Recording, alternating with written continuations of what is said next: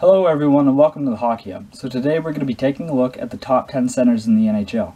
Now we're going to be doing this in the same style as the other top 10 players videos, so without further ado, let's get into it. At number 10, I have Mark Scheifele.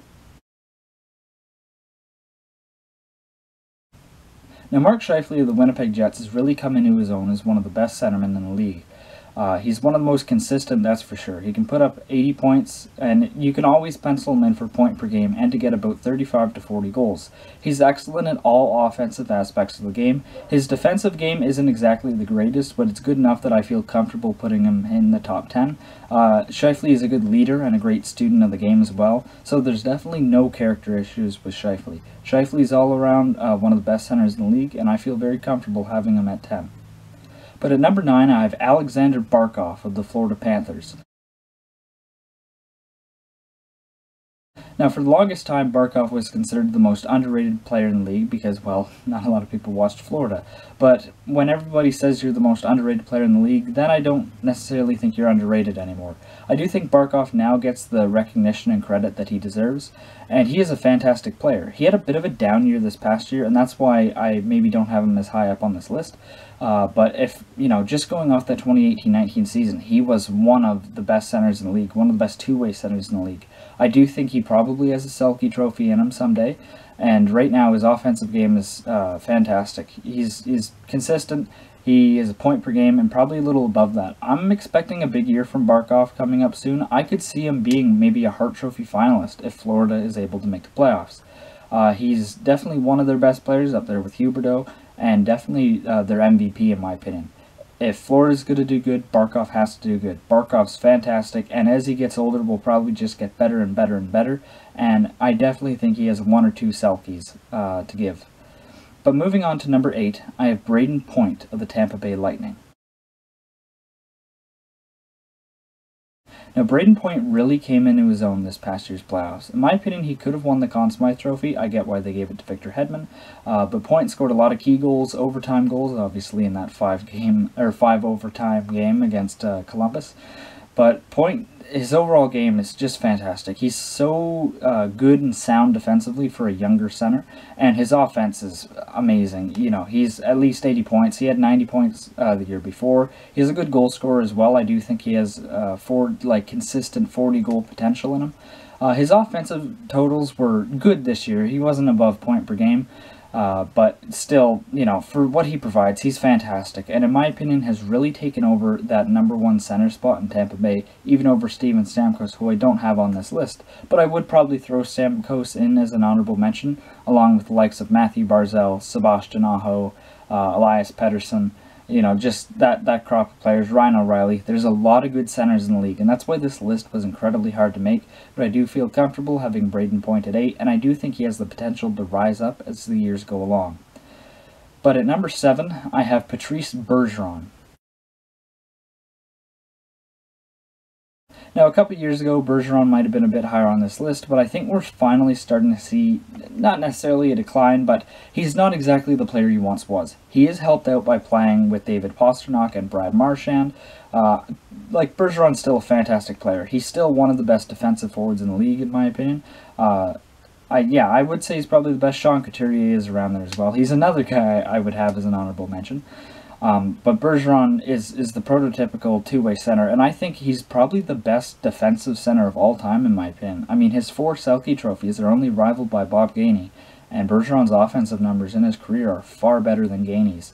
So Bergeron, even at age 35, is still fantastic. He still has a few good years to go, and is one of the most clutch centermen in the league. Like, if it's a big draw, Bergeron's going to win it. He is one of the most intimidating players to face in the face-off circle, and that's part of the reason why I have him so high up on this list. But he's also consistent for 30 goals, and will basically always get a Selke nomination. Bergeron's fantastic, and so is the line he plays on. But at number 6, I have Jack Eichel from the Buffalo Sabres. Now, Jack Eichel really just had his big breakout year, and he was fantastic, and there was talk about, oh, could he win the Hart? Could he get nominated for the Hart? But then Buffalo did their usual and fell off the map, and then that talk kind of went away. Because it seemed if Eichel didn't score, Buffalo definitely wasn't going to win the game. Eichel could score even 2 goals, and Buffalo could still lose. Eichel is far and away the best player on Buffalo, and one could only imagine what he could do if he had some actual skilled high-end line mates to play with. We might see that this upcoming season with Taylor Hall potentially playing on his wing, and that would be a really exciting duo to see.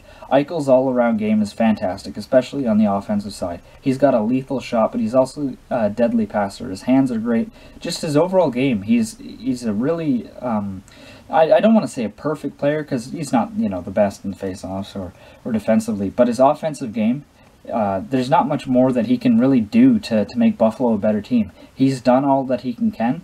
Buffalo just needs to put a better team around him. He is a franchise piece. He's a fantastic player.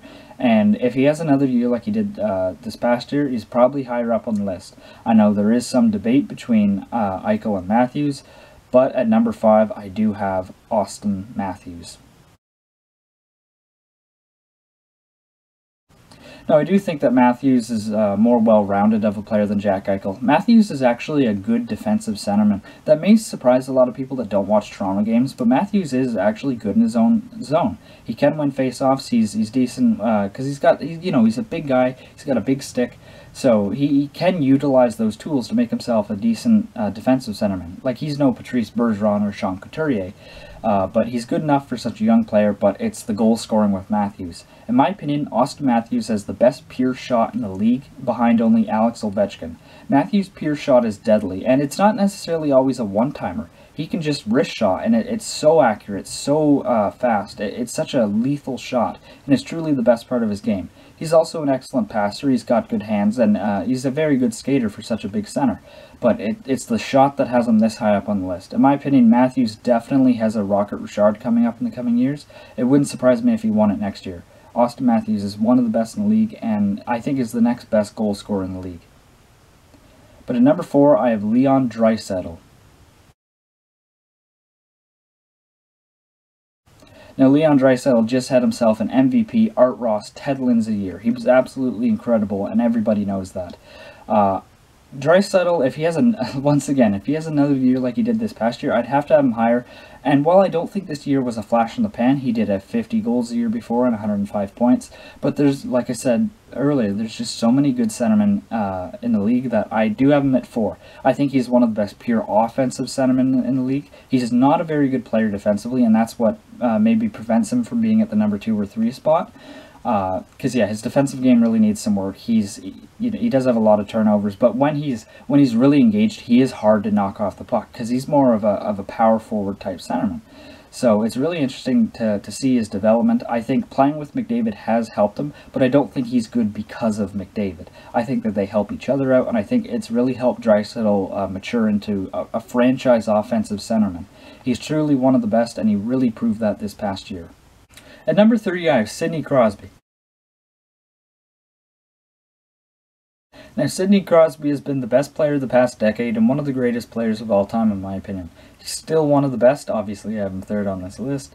But I do think that his game isn't exactly where it once was. He's still probably the most well-rounded center in the league as far as his offense, defense, and all that.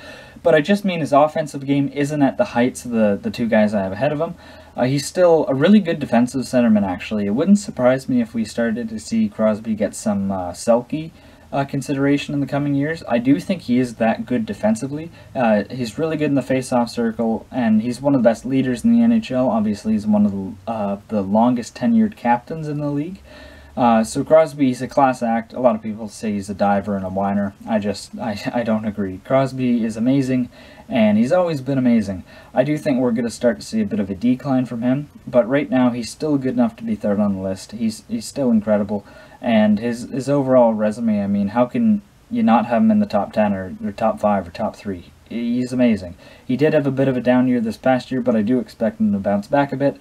But I do think Pittsburgh could end up taking a step back, and maybe Crosby along with it. I'm not sure.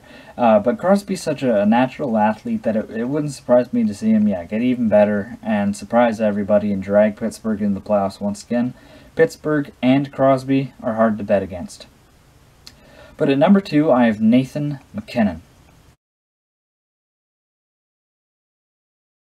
Now, Nathan MacKinnon just wowed everybody in this past year's playoffs. He could have actually threatened for Gretzky's point record in the playoffs. Obviously, with Colorado getting knocked out in the second round, it wasn't meant to be. But who knows, maybe next year. Colorado is one of the favorites to win the Stanley Cup, and that's due in large part to Nathan MacKinnon. MacKinnon in the past 3 years has really boomed and come into one of his own as one of the best centers in the league. His offense is incredible. His passing, his shot, his skating, he's one of the fastest. He's one of the strongest. MacKinnon's overall game is absolutely incredible. He's even good defensively. He blocks shots. He's decent in the face-off circle. He's a good leader and really is the driving force of that great Colorado team. MacKinnon is such a fun player to watch. He's such a smart player, and overall is nearly a perfect centerman. And since he's still young, he's still like 24, he still has room to get even better. It's scary to think about how good MacKinnon could actually be. Like, he's only coming into his prime years now. I do think MacKinnon will win a Stanley Cup. I do think MacKinnon will win a Hart Trophy. I still think the best is yet to come for Nathan MacKinnon. And that's saying a lot, because these past 3 years, he has absolutely tore up the league. But speaking of tearing up the league, I have number 1, Connor McDavid. Now, if the jersey wasn't a giveaway to who I had number 1 on this list, well, this is. McDavid is the best offensive centerman in the league, bar none. His offensive instincts are absolutely incredible. He is the fastest player in the game, arguably the fastest of all time, up there with Pavel Bure. But McDavid can do it all. Once again, he can shoot, he can pass, and just the way that he can just, take the puck and rush it from one end to another. He's got the puck on a string, and it's so hard to get him off it. It's incredible. He can just dangle through an entire team, make it look effortlessly, and then beat the goalie with ease. He is the most talented player in the league, but he's also a hard-working player too. We saw with that injury he suffered a couple seasons ago against Calgary that he really had to rehab himself back into shape, and thankfully he did, and he came back and arguably better than ever. He still has room to grow. He's still only 23. Once again, same as MacKinnon, I do think McDavid will eventually get Edmonton to the Stanley Cup. He's just that good. He has to. He is a generational talent. And as we've seen with the likes of Crosby and Lemieux and Gretzky, and even as a winger, Ovechkin, generational talents will bring a team that Stanley Cup. McDavid is fantastic. He's the best player in the league. The only area in his game I feel that he needs to work on is his defensive game isn't that good, but he already said that he's going to dedicate himself to working on that, and once he does, I'm sure he'll be excellent at it as well. He's such a smart player, a good teammate, a good captain as well, and at such a young age has already cemented himself as the best in the league, the best player in the league in my opinion. McDavid is simply sensational, and every night he does a play that will absolutely blow you away. So definitely, in my opinion, he is the best center in the league. But that does it for today's video. I appreciate you guys watching till the end. Now, I know I didn't do a News of the Week video for this week, but because there's kind of a bit of a lag in NHL news lately, we should see some news soon with talks of a plan picking up and the players' salary deferrals and whatnot. But I did talk about that in an earlier video. So yeah, no News of the Week video this week, but hopefully next week we'll actually get some news, aside from jerseys and all that I can actually report on. But I thank you guys for watching till the end. Please leave a like, comment, subscribe if you haven't already, and I will see you guys later. Bye for now.